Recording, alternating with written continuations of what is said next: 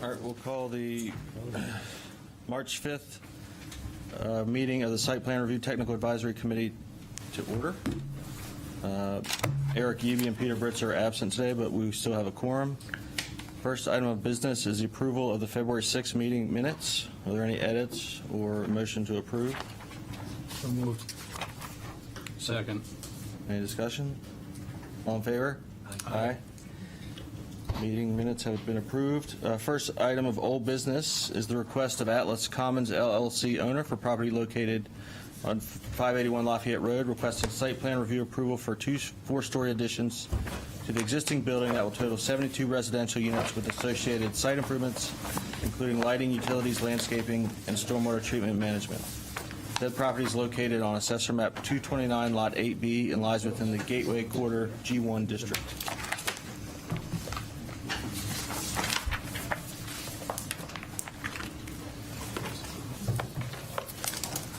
Welcome back. Thank you. Thank you, Mr. Chairman. John Shagnon from Hammond Ward, also here with me. Mark McNabb, developer. Ray Bodie from McNabb Properties. Terrence Parker, Terraforma Landscape, and Tracy Kozak, project architect. And we were in receipt of comments from the committee that were sent out on last Friday. Thank you very much. So we just are passing out our response letter, which has been uploaded. If we're okay, if you've all seen it, we can just go to approval. If not, I'll go through them. If you don't mind, please go through the comments. Okay, very good, thank you. So the first comment is to provide a list of previous comments and responses. We had been bringing those to the meetings, but I uploaded them online. If anyone would like a copy, I do have copies here, not for everybody, but if you would like to see the previous comments, I can give you a copy. Is that a suitable response at this point, or would anybody like a copy? If I can grab a copy, I'd appreciate it. So there's 4 of each, one from January, one from February. 4 copies of each.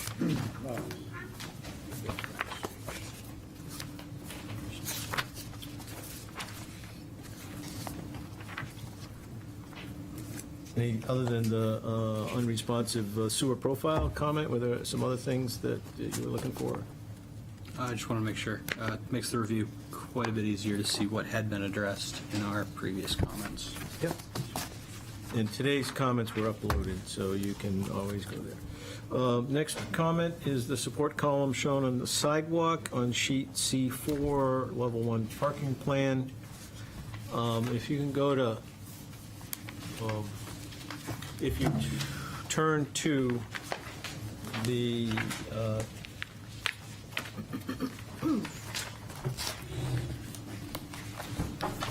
PB 101 dimensioned parking plan that I just handed out.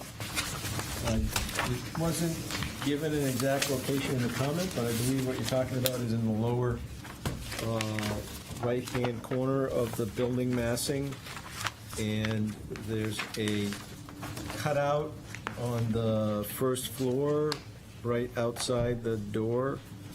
And indeed, the sidewalk had gone into that post, and now we moved the sidewalk over to be outside. And if that was the comment referencing point, then that's how it was addressed. If there's a different location, then let me know.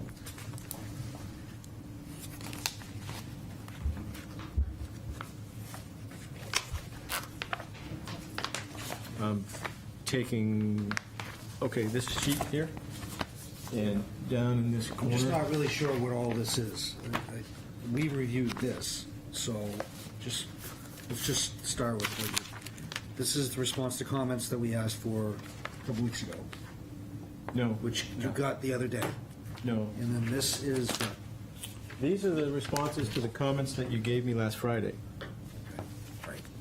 The response to comments from the last month's meeting. And is this set of plans different from this set of plans that we reviewed? To the extent that I'm going to go through and tell you what we changed to address the comments, yes.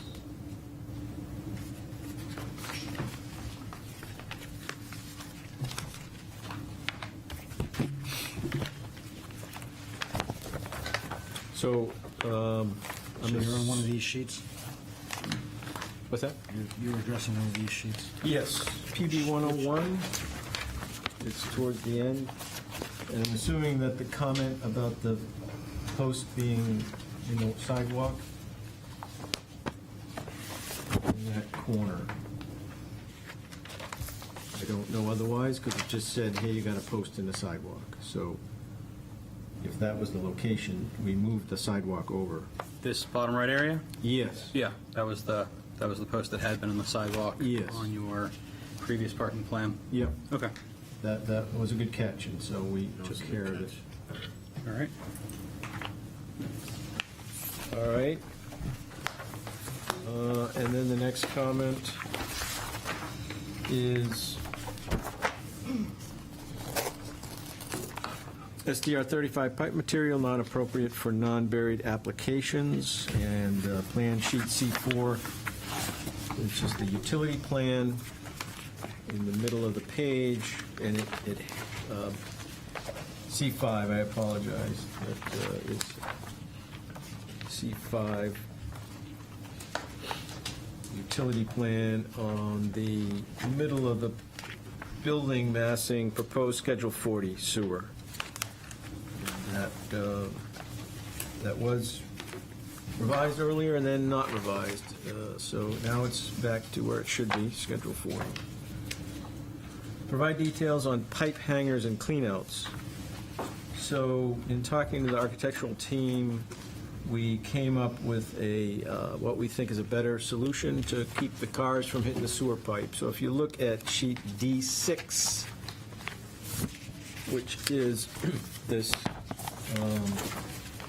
detail plan, D6, we added detail BB, which is the sewer pipe detail. So the architectural plans in the parking levels have been revised to reflect that the nose of the parking space, the 19-foot, is 1 foot from the face of the interior wall of the structure. So there will be a shelf constructed that is 12 inches wide that will butt up against that wall, and then the sewer pipe will be supported on that shelf as it travels the interior of the building. It says in the detail 4 feet plus or minus, and I added in your package, a profile view of the run.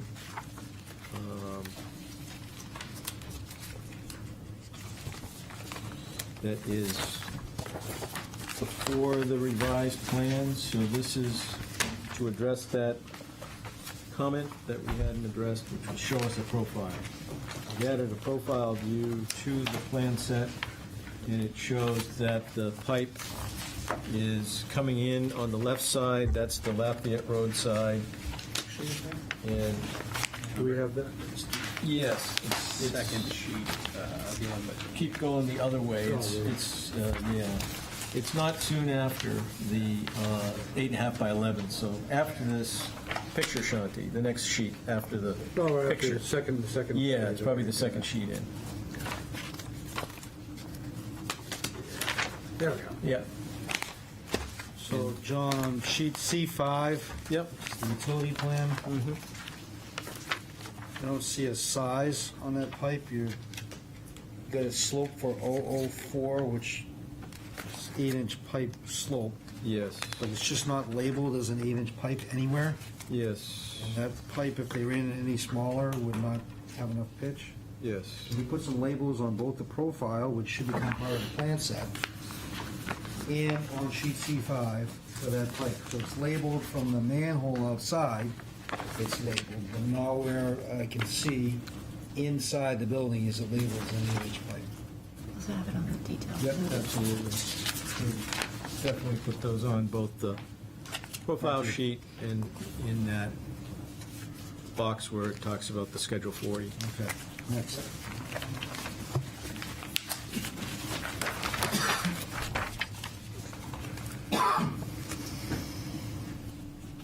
Verified bollards will protect the sewer, so we're going with a different proposal of the concrete pipe shelf.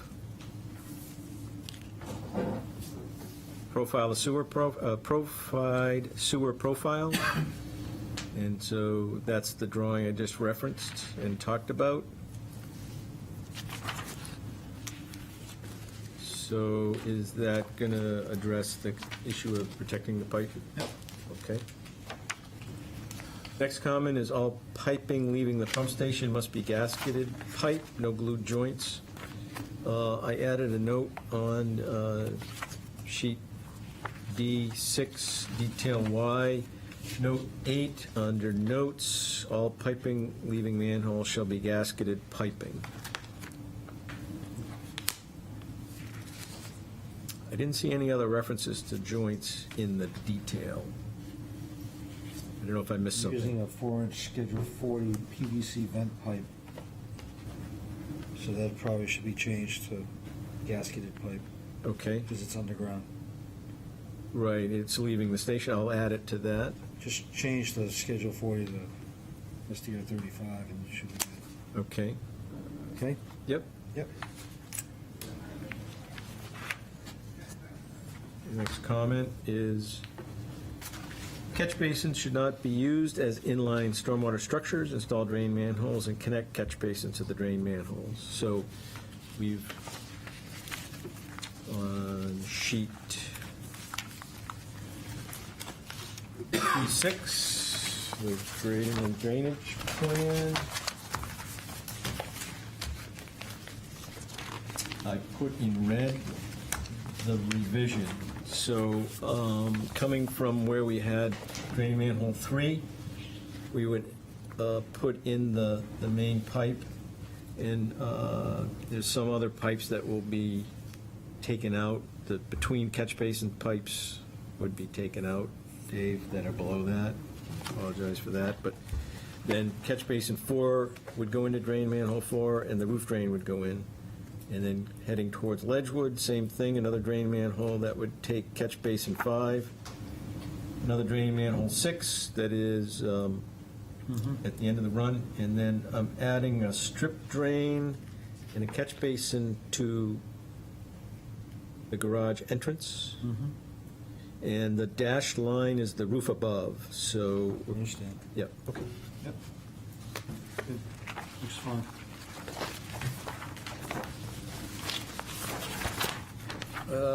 Then, next comment was, show how vehicles in the angled parking spaces of the basement level parking will exit.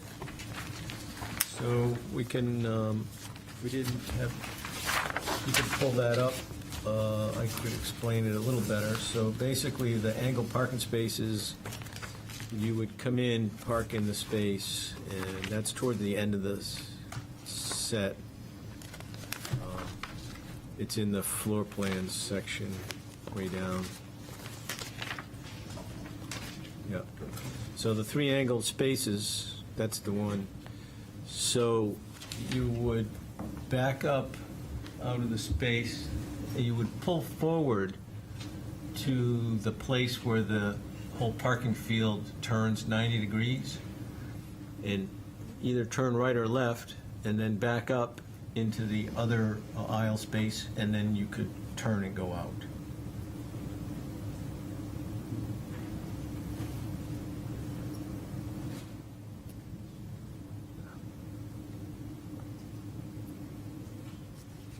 Unfortunately, that space is just sort of not wide enough to do 90-degree parking. So we're trying to put in as many spaces as we can.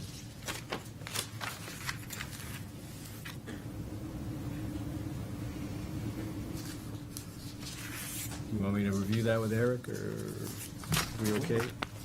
All right. Then the next comment is, Handicap spaces require signs, so possibly reverse tandem spaces to place handicap space against the wall with a sign. And that was done in the plan that we delivered to you today. But on the screen, if you look at if you bring your cursor up to the,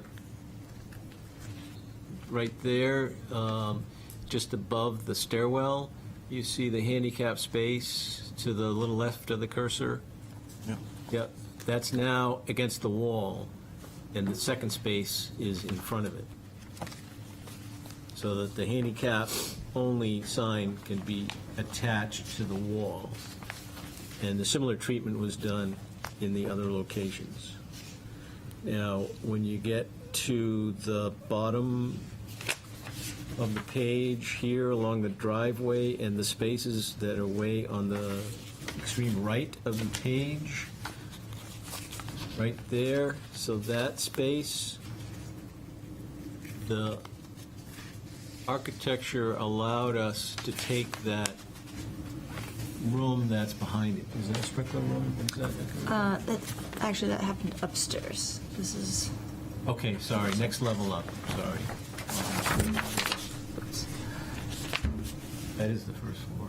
yeah, first So he had the floor. first floor up. Yeah, I had to, He had the first floor up. So, at that level, nope, that's the That's the basement. basement. First floor level, which, Next page. PD 101. sorry, my mouse is not cooperating. it's 100. Or 10, 101. I don't know what, there we go. That one. Yep. So the room that's above the handicap space, that's way to the right, we were able to push that over 3 feet, which allowed the handicap space to go further in with the sign posting location. That one would be on a post, I believe, because there's a corridor there, but Correct. it allows you to have a post in front of the space.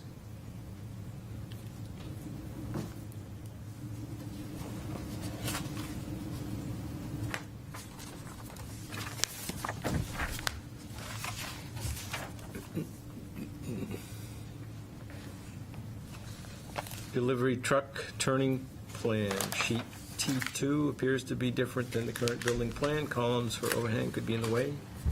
That was updated. That was a good comment. We've updated the turning movements in this submission. We just had to move over the vehicle that is shown making the turns.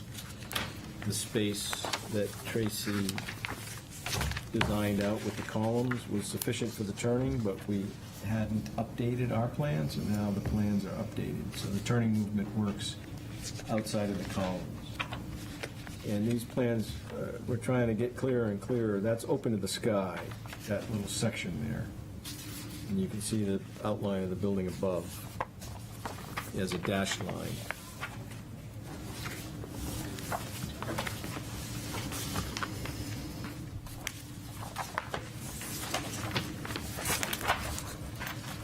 That's a nice catch. Doors for enclosed bike parking should be sliders rather than hinged for easier access. Good comment. Tracy updated the plan to show sliders.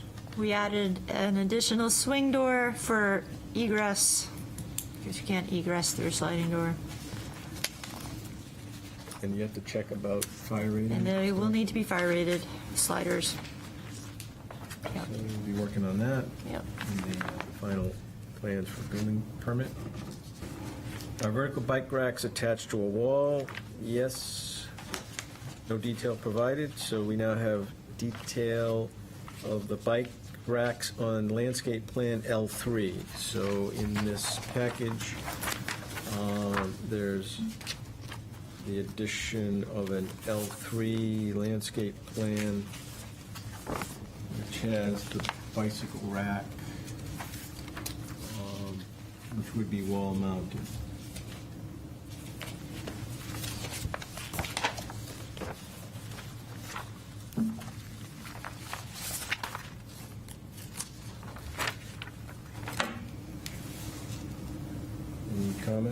Okay.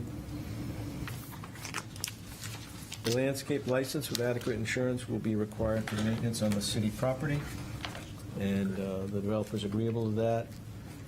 We've put the license area in the easement plan draft. Provide recordable easement plan. We provided an easement plan draft in the plan set. And obviously, the final easement documents and recordable plans would be provided after planning board approval. Include a green building statement. We did submit one, but Tracy has updated it, so you have a new submission of that. In addition to the modification of the community space, one will be required for the setback from Lafayette Road, as the addition on the site is closer than 70 feet. So, section 10B, 2240 says that the building shall be between 70 and 90 feet from the center line of Lafayette Road. And I provided an exhibit, I've retitled it Ordinance Section 10B 22.40 Waiver Request.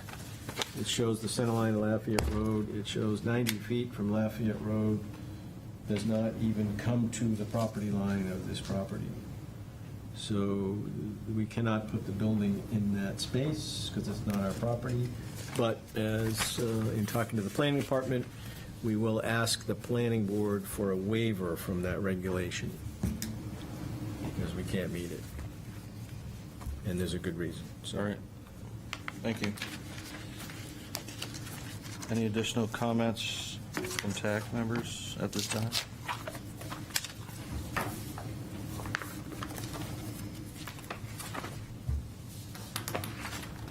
That hydrant that we spoke about. Yes. I believe we spoke about adding a hydrant in an earlier TAC meeting, and that has not made it on the drawings, so make that a condition, we'll add that.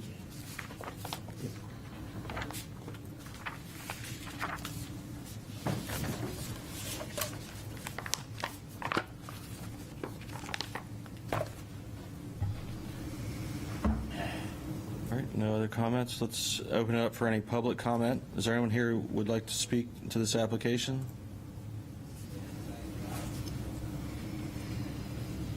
Or if you're on Zoom, if you'd like to speak to this, raise your hand.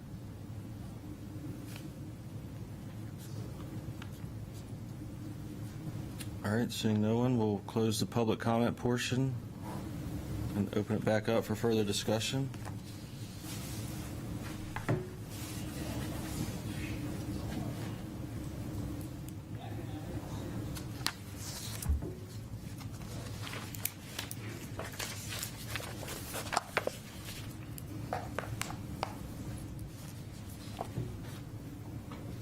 I feel like my sewer comments have been satisfied, which is, thank you. Were there any lingering items planning-wise? I think the public realm exhibit, we did a site walk with staff, and we're looking at a different location. We know it's got to be worked out with the city manager and the school. I think we were in agreement with showing it coming on the inside of the, let me pull it up. So, I haven't had time to update Mark, but I believe that the fence is 10 to 15 feet inside the property line, just so you know. We started to do the survey work, and we did a drone flight. We haven't got the results, which is going to be a much cleaner image. But just initial indication is that fence is not on the property line. It's 15 feet or 10 to 15 inside. So the trail could go on the outside if that was, or the inside. I think when we did the site walk, we thought it would probably be best to come in where the gate is Yep. and just along the inside of the field here. Okay. And we agreed to that. Yep. Yep. And we agreed to go either way. Yeah. You know, I think So we can prepare and work with the department for a better exhibit for the planning board Okay, packet. that sounds good. Absolutely. Do you want to go up along that edge of the field to, is that building, is that a maintenance building or is that? know what that little building is. But go up to there, Go up, yep, to connect to this. connect to there. Yep. Yeah. Absolutely, no problem. We're also going to do, we've done the detail of Ledgewood Drive to get the sidewalk design going. Okay. We look forward to seeing your design.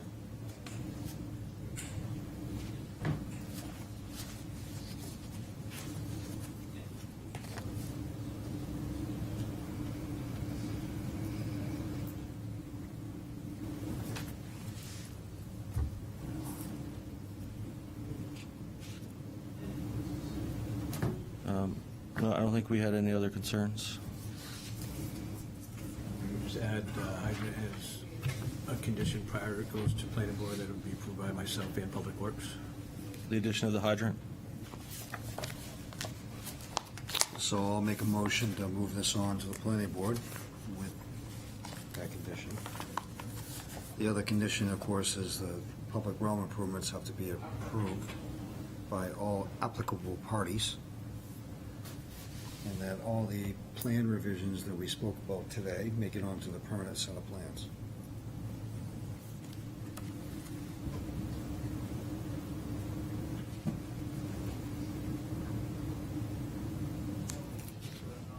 All right, is there a second to that motion? Second. Any further discussion? Just to make sure we're all on the same page that the fire department connection is shown in the plans, but that will change with the sprinkler plan. But we'll deal with that at that point. Make sure everybody's aware of that. I'll add a note on the utility plan, if that's appropriate. That has to be taken care of. Any other comments? All in favor? Aye. Any opposed?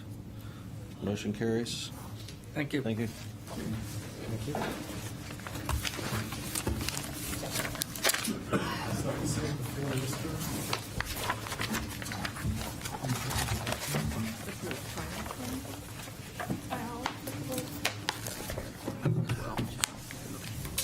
Take those, mark them up.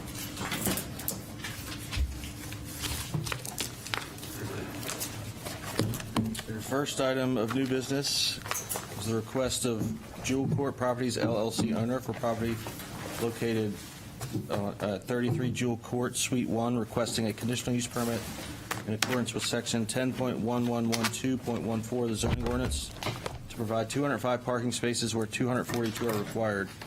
Said property is located on Assessor Map 155, Lot 5-S1, and lies within the Character District, CD4W, and Historic Districts. Good afternoon, Peter and members of the commission. Chris Mulligan from Boson and Associates on behalf of the applicant. Ms. Kaiser is here with me as well. As you stated, we're seeking a conditional use permit to permit less than the required off-street parking that would otherwise be required under the ordinance to facilitate the change of use that was approved by special exception by the zoning board last month. So what we have submitted since the work session we appeared at a couple of weeks ago is a parking demand analysis, which shows that there are a vast number of empty spaces at what we anticipate to be the peak utilization times for the event space use. That's the early evenings on Friday, Saturdays, and Sundays. That was submitted on February 26th, and I believe you have that before you. Last Friday, Peter, you were good enough to give us your comments, and I'd like to go through those now. So the first comment was that the use may require an external grease trap. We're aware of that. I believe that was brought up at the work session. Ms. Kaiser is going to work with her builder, and obviously as this goes through the building inspection process, that will get ironed out as to whether or not that is going to be needed. For purposes of the conditional use permit for parking, I don't believe that's germane, but we are aware of that, the possibility that we're going to need that. With respect to the old site plan showing 4 parking easements, 3 of those easements, in fact, benefit this particular property, and one of those easements involves shared parking arrangement. Specifically, one of those easements addresses question number 3, which is, are the CVS spaces included in the 205 spaces? Now, what I believe that's a reference to is the 14 spaces that are along Jewel Court adjacent to the CVS building, and those are, in fact, benefit the condo association's property by way of a permanent deeded easement exclusively for parking. So that is the yellow outlined spaces all the way to the left, right there. Yeah. So those, we do have deeded access to those spaces. It's exclusive to the condominium association, and so they can be counted for the use on this parcel. And we do pay to pave those spaces. Yeah, CVS paves the 7 spaces in front, but we pave those that are highlighted. that's correct. The condominium association, I didn't submit this as part of TAC, but it is in Viewpoint because it was submitted with the special exception application to the zoning board.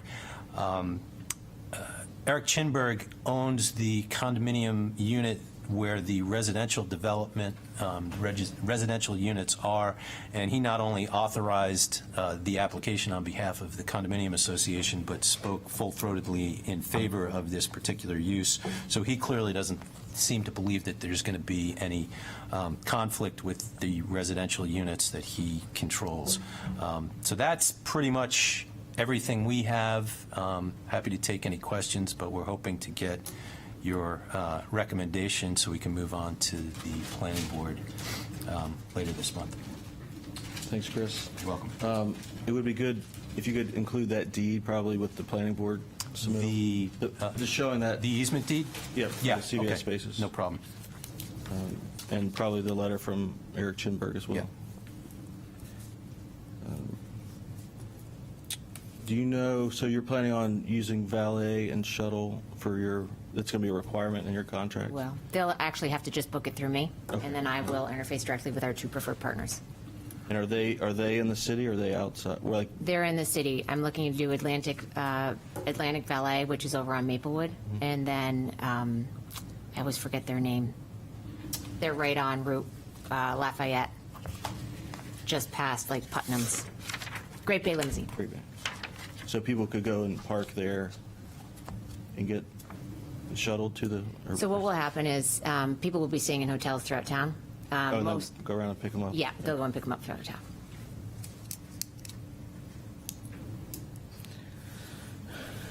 All right, any other comments? I know Eric couldn't be here, but he thought the demand analysis was acceptable for this, even though it was done at this time of year and not peak season. But he felt with the spaces that are allocated to the units and the addition of the valet and shuttle, that the demand analysis was acceptable.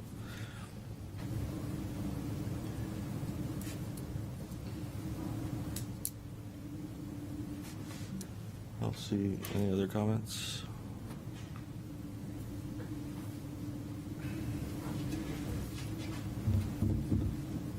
Does anyone here from the public like to speak to this or on Zoom? I was just wondering where these 202 spaces were. I'm a nearby resident. Could you just come and state your name? Kim Bridge, 127 Cass Street. Do you mind stepping up to the mic, one of the microphones, and so that we have that on the record?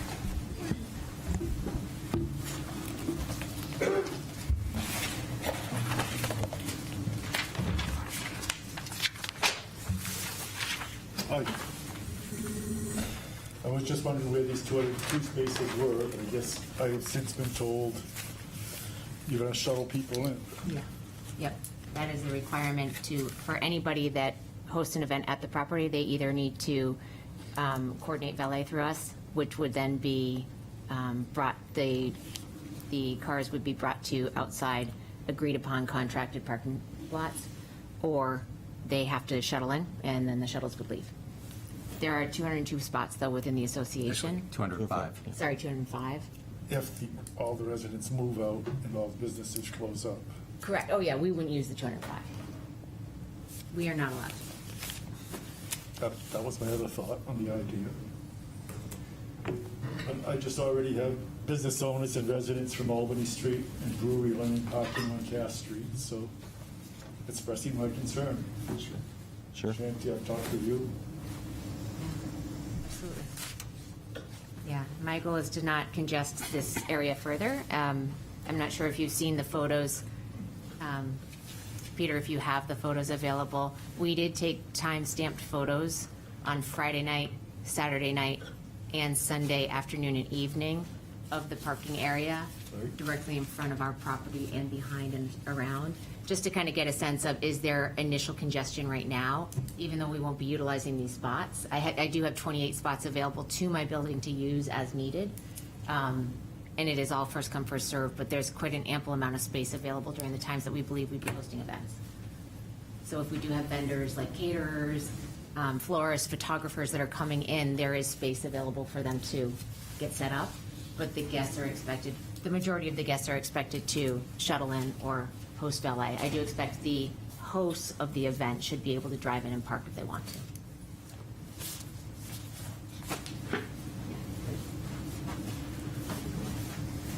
Thank you.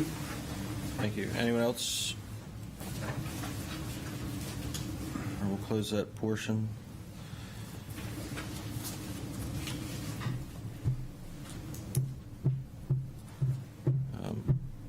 So the ordinance states that TAC shall review the parking demand analysis. I don't necessarily think we have to make a motion to approve the CUP, but I think we can make a motion that we find the parking demand analysis is acceptable. I think that would be more So adequate. moved. All right. Is there a second? Second. Second. Any discussion on the motion? All in favor? Aye. Aye. Any opposed? All right. Motion carries. Thank you. Thank you, gentlemen and ladies.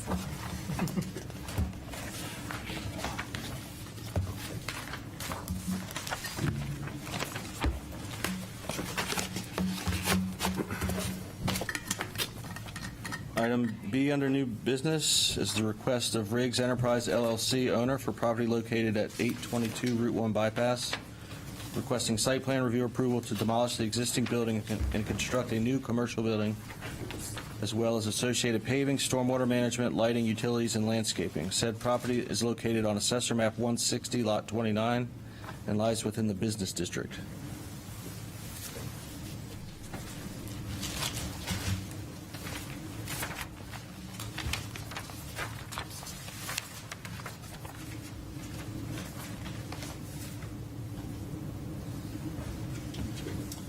Hello, everybody. If you recall, we were before TAC back in December. And then we were given recommendations to go to the ZBA for a variance related to the front parking. So we did do that. We've added additional information to our plans and resubmitted the plan set. We did receive a list of items on Friday. So I'd like to go through those, unless we need to address something first. No, I think you can start there. Thanks. Okay. The first one had to do with the ADA parking style and aisle. So I guess if we could zoom in to that. On the site plan or the? Actually, I think on the grading and drainage, maybe a better view.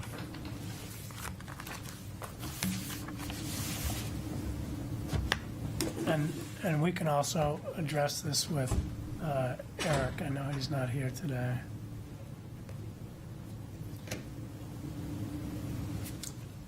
So I think just in the front of the building, we showed handicap spaces and an aisle, and then coming into the sidewalk. And what has been built on previous city tobacco sites is that the pavement is actually raised up where the handicap aisle is. So we're considering that. We wanted to know if that would be acceptable.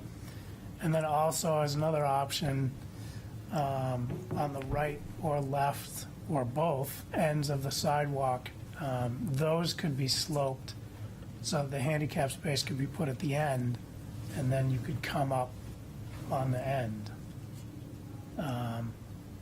But I'm sure we can show that we meet ADA, and we can get that to Eric if he's the man to review that. So the next item, again, is the ADA stall. Deals with the 8 foot wide.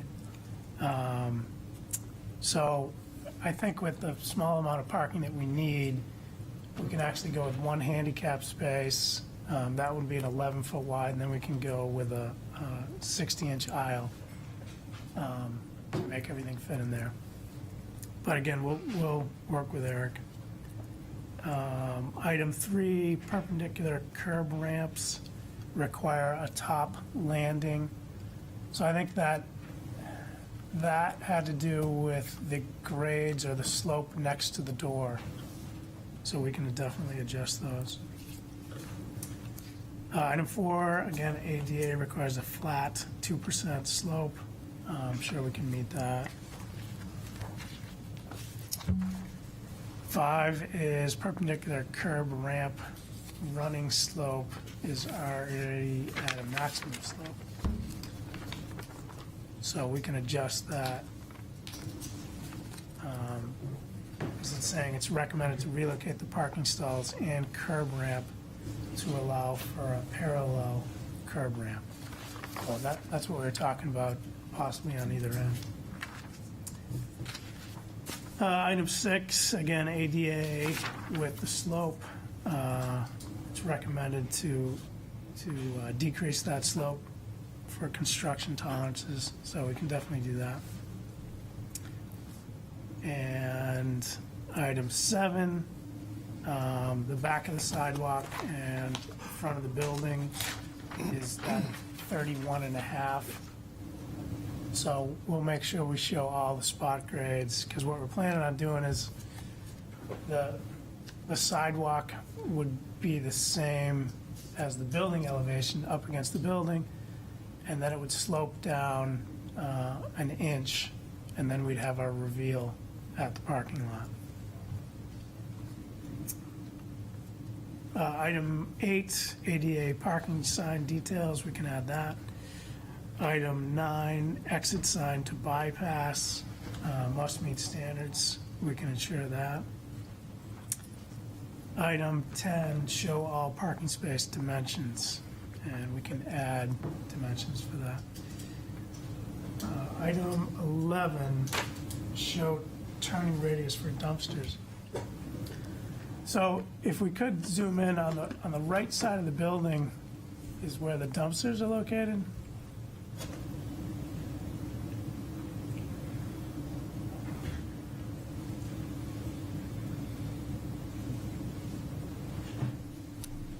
So right now, the access is facing the travel way. We do have enough room to rotate that 90 degrees so that there'd be ample room for a truck to turn and back up in there. So we can add that to the plan. Next item, number 12, separate fire and domestic water services all the way to the water main on Dennett Street. So that has to do with our utility plan.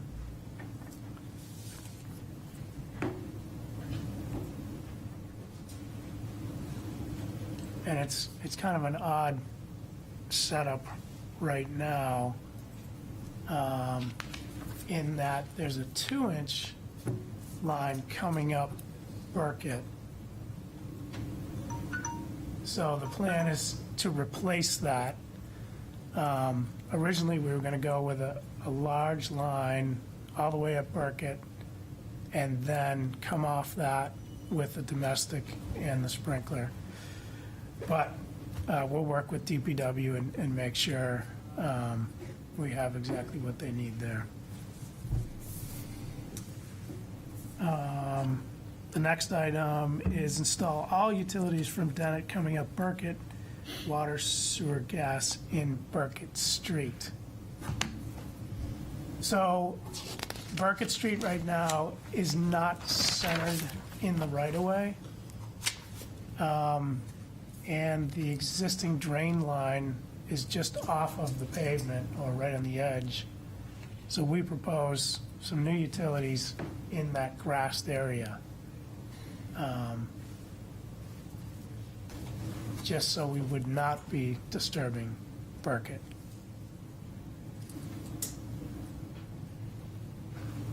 And I don't know if there's any comments on that, but it would be easier to install the utilities in that grassed area that's still in the right-of-way, but not in the paved street.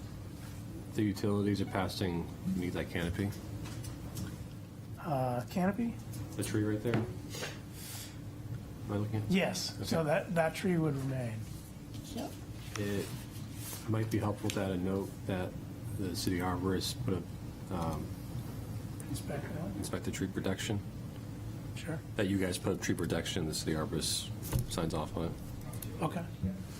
Yep.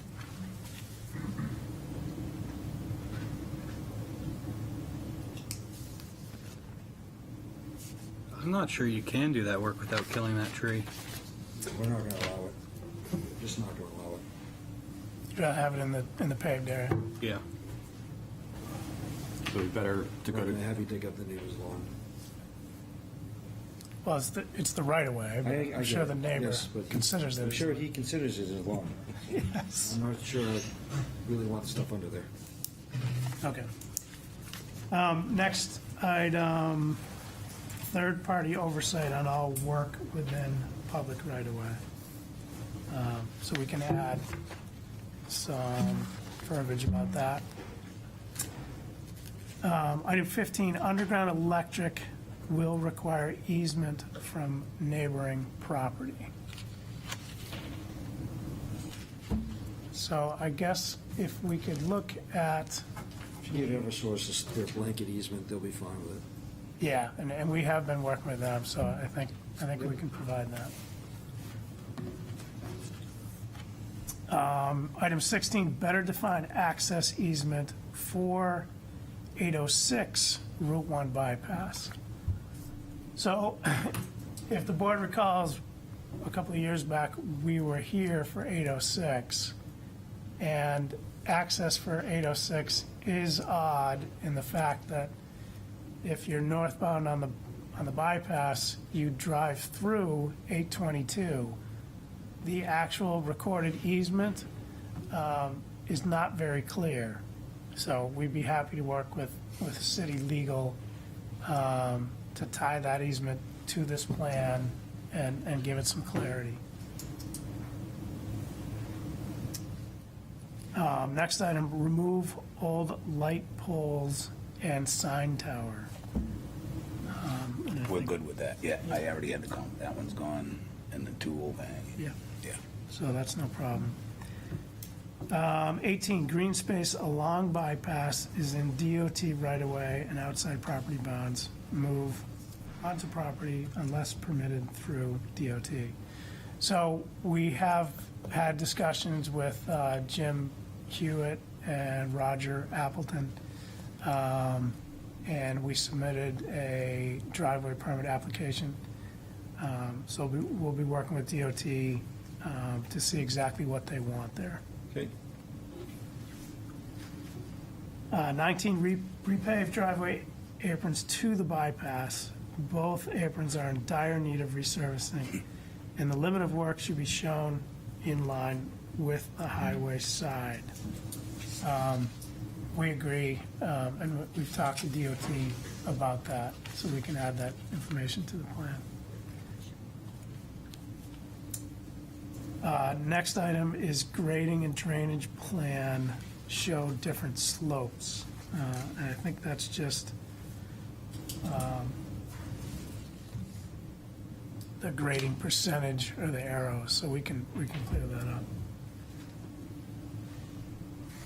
And that's the same as item 21, grading arrows are in conflicting directions. Moving on to 22, catch basins should not be in line structures in the stormwater main. Install drain manholes for stormwater transmission with catch basins connected to them. This change will alter the grading. And I spoke just briefly with Dave about that, and just to confirm, and actually I have something I can pass out. The existing drainage on this site is kind of convoluted in that it currently goes under the existing buildings. Some of these go around.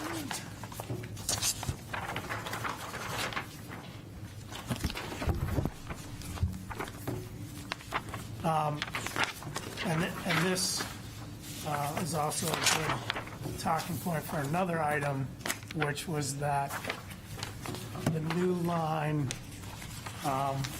was too close to the proposed building. So we're trying to keep the new lines at least 10 feet from the buildings. So on this plan, the pink is the existing drain lines coming onto the property from the bypass and other areas. So we're still reviewing options, but the blue could be one solution to reroute that off-site drainage around the new building and then get it back to Dennett Street. And we're still trying to see what's the best. We would like to leave 806 open for business. So we're trying not to tie that up. Is that pipe that's behind that building, the blue pipe, is that in yet? No. No, Okay, so you could phase that, right? yes. Because ideally, the pipe should be in front of both buildings where all the parking is and not in the back. Yeah, we are looking at So that I as understand you well. want to keep them open for business, but that even lends itself to the drain manhole that you're showing as drain manhole C on this exhibit. If you're working on that, then they can't get into their parking lot. But you might be able to route this in such a way that that's possible. Yeah, we would, if there is a way to run everything in front, that So, would be preferred. Like if you so- pull drain manhole C back about 15 feet, and then went right to drain manhole D and made a chamfer on that corner instead of a 90-degree corner, it would, well, if you do that, yeah, you really want that pipe to be in the front of 806 too, so maybe that doesn't work. But you need to think about it a little bit. Yeah, we'll review our options there and make sure we talk to you folks at DPW. It does seem like there is play with the slopes, so we have some options. So if we go back to the items, use jellyfish filter for catch basins on property, not for entire stormwater main.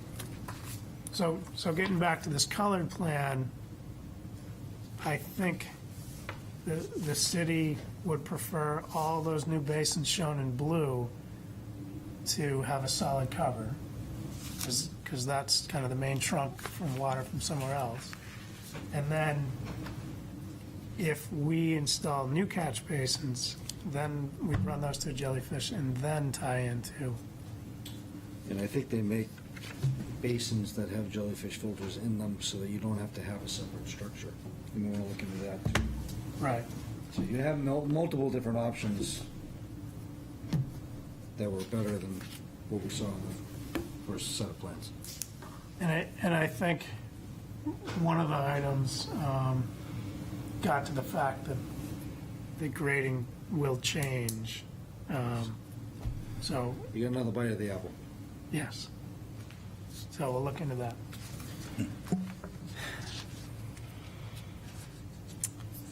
Let's see here. Item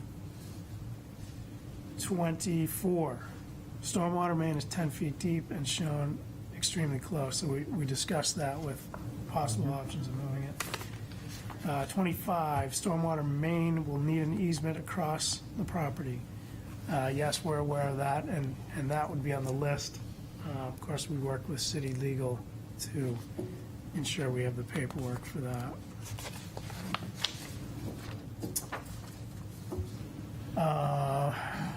A lot of these go away because the drainage will change. 26 is invert elevation. 27 is slope and size, existing sewer. The existing line is a 6-inch. Sewer manhole 1 is too shallow. We can adjust that. Not proposed, but alters. Invert height. Sewer line too steep, we can adjust that. Down at 31, photometric plan, to verify elevated site will not shine onto the neighbors. So we do have an updated lighting plan.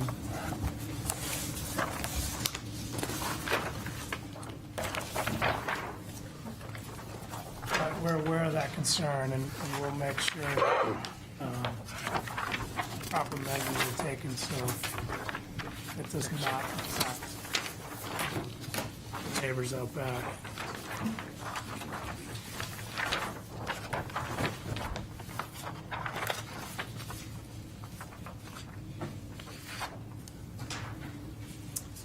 Okay.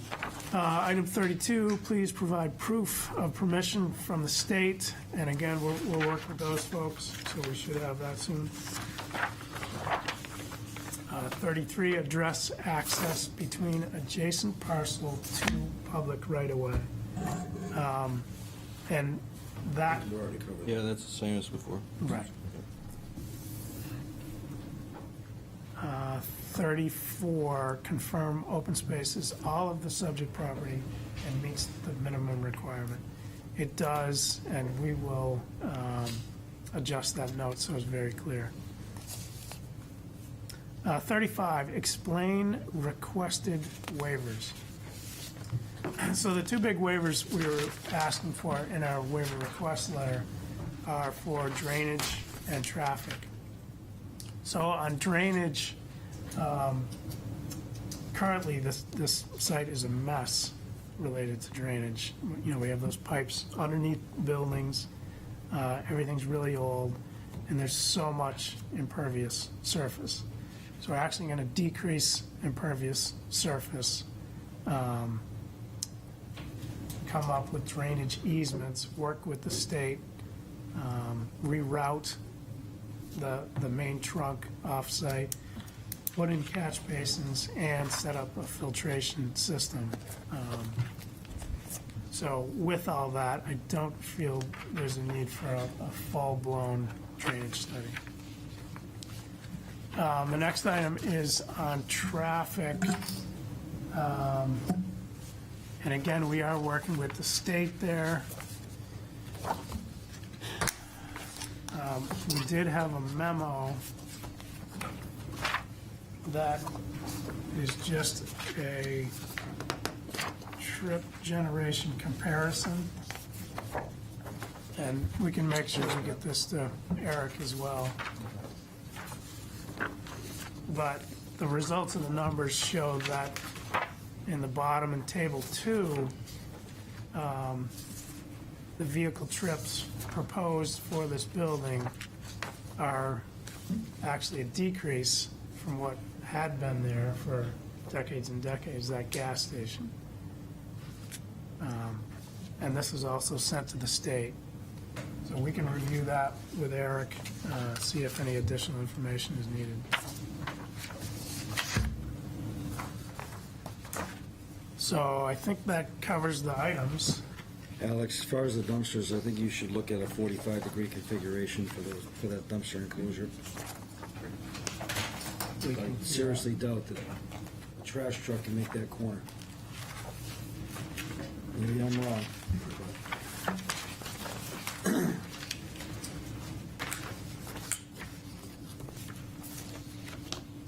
And if you could pass this around. We did have a review a layout where we rotated it.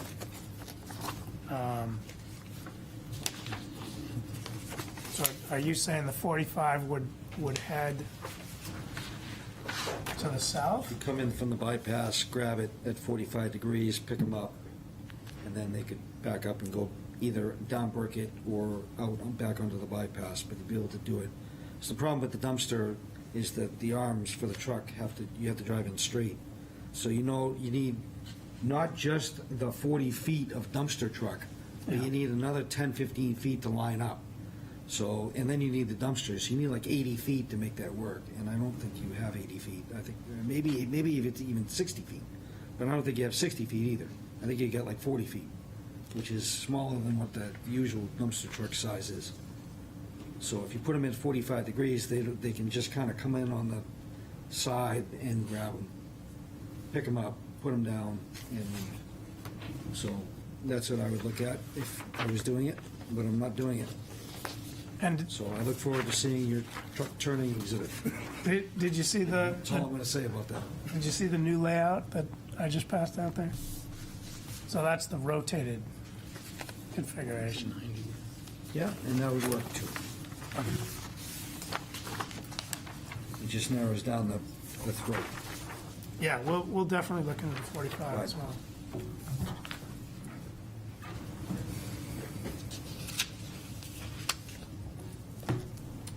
All right, any other comments, questions, or issues?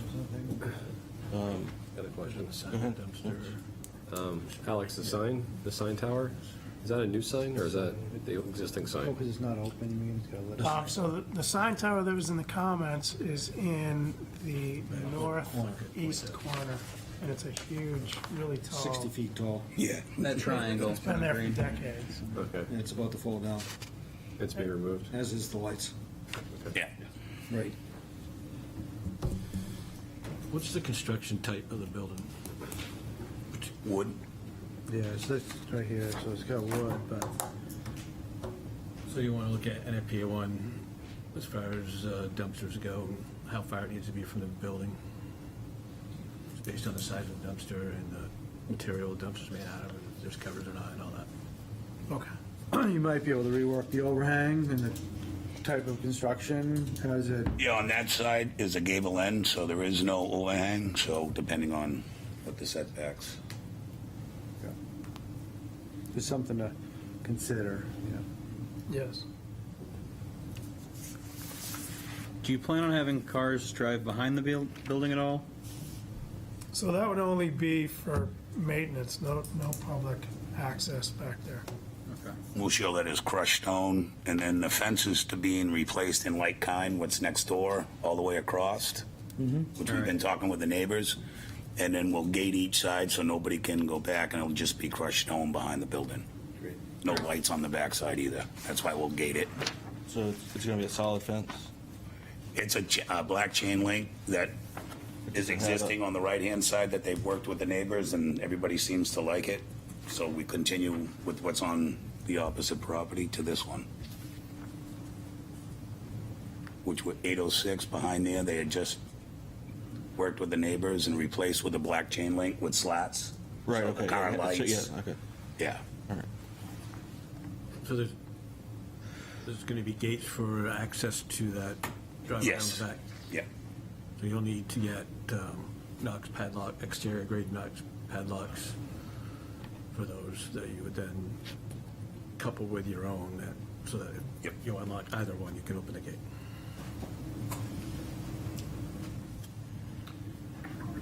You're gonna have a fence and a gate, did you just say that prevents people from going behind there?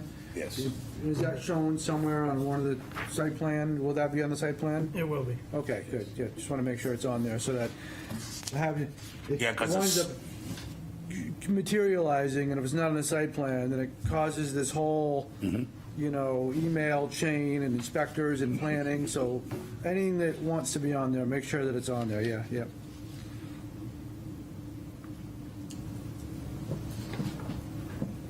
More planning ahead of time saves less planning later.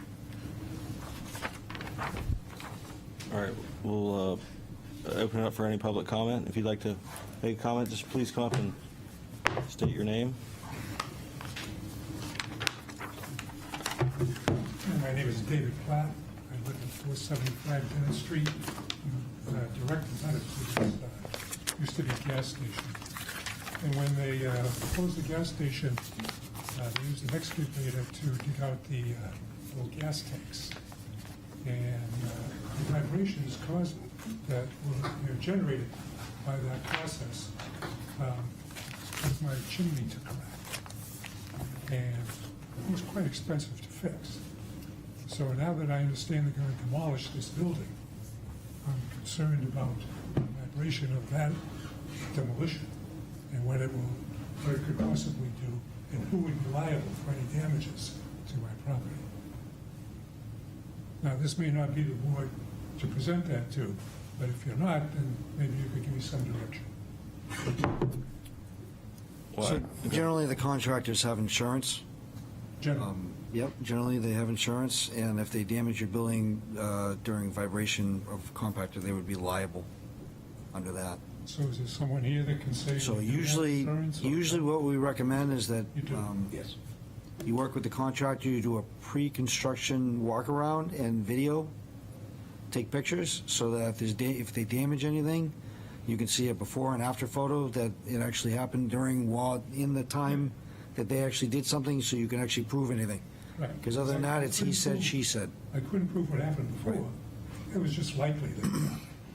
And I understand that.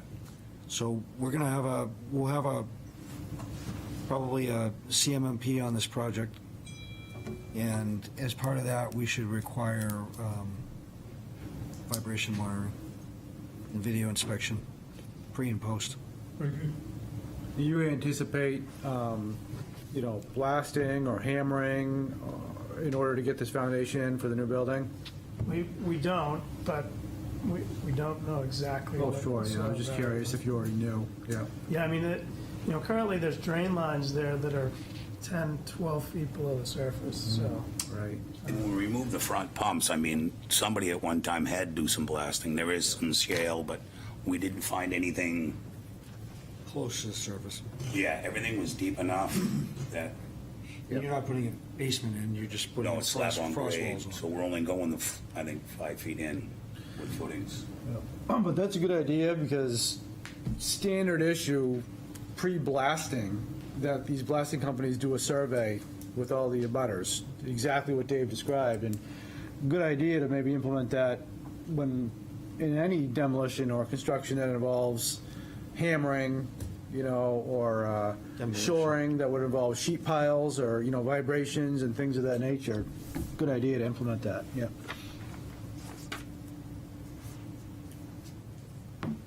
Okay.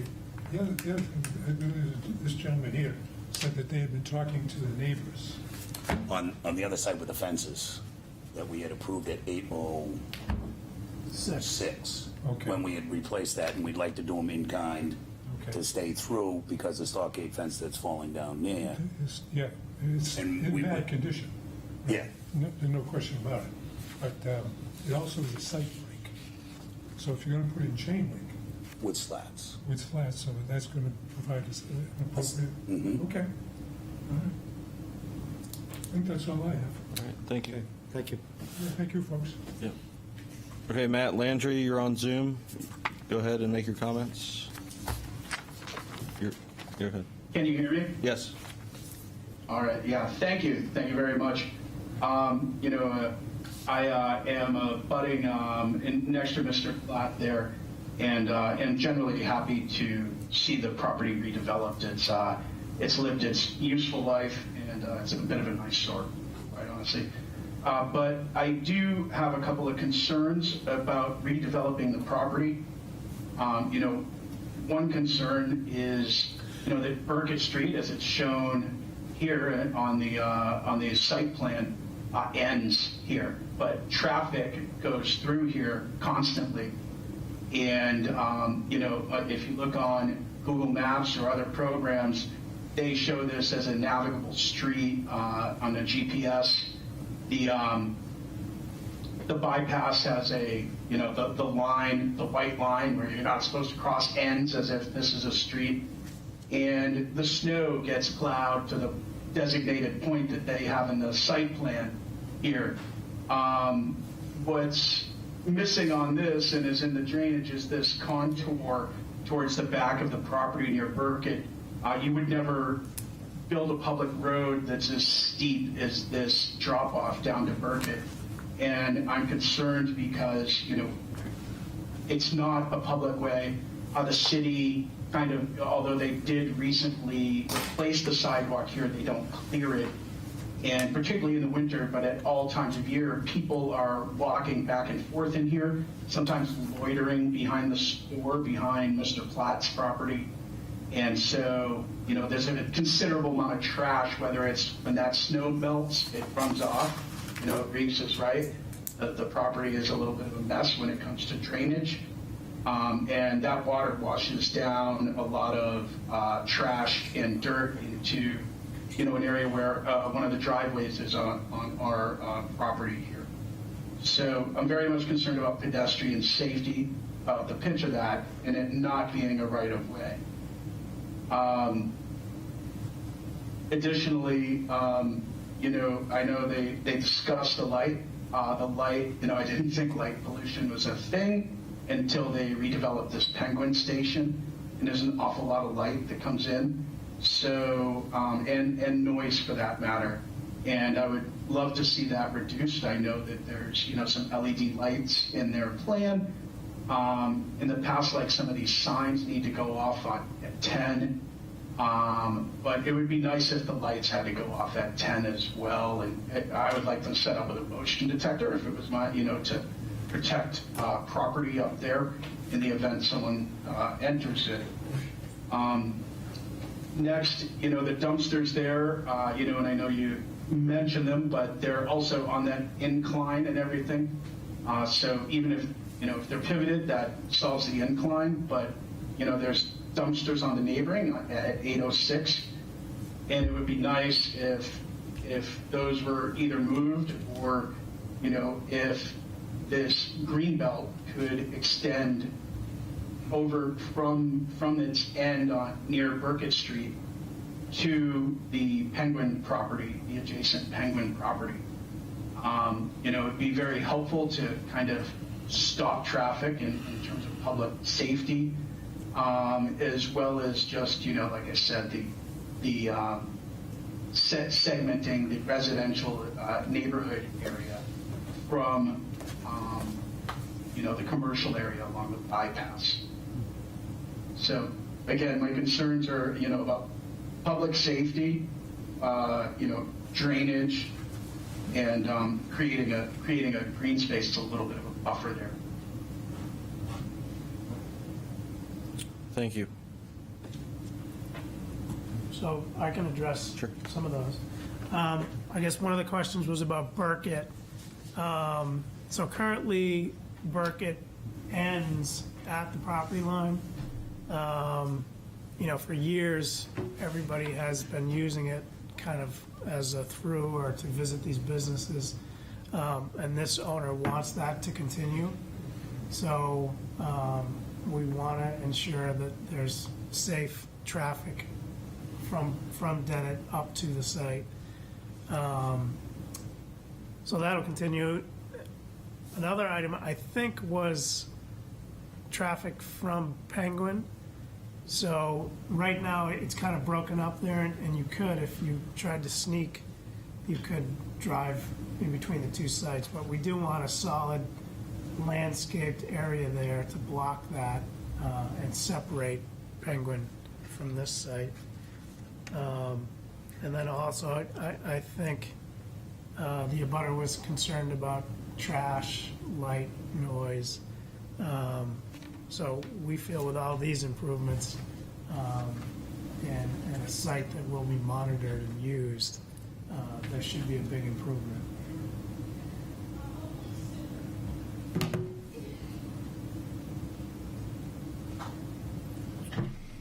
All right.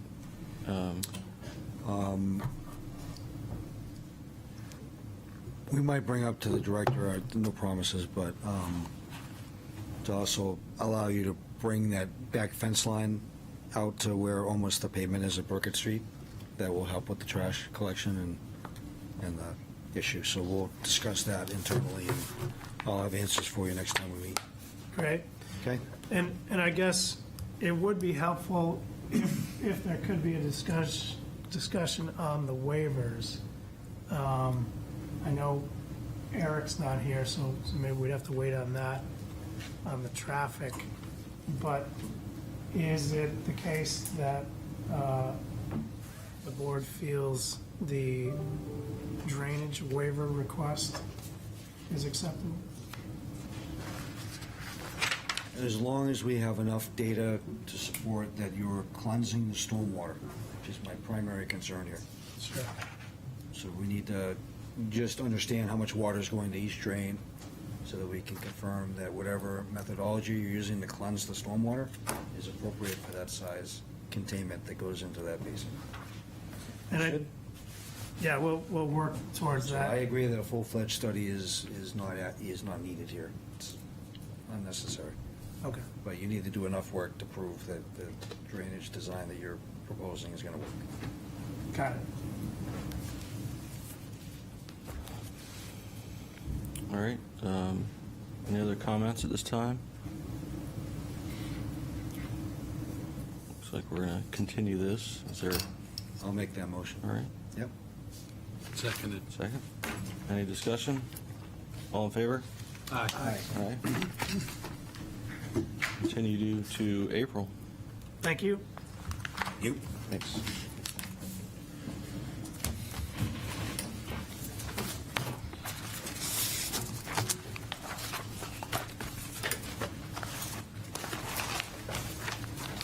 Favorite motion of the day? Oh, motion to adjourn. No move. We are adjourned. Thank you.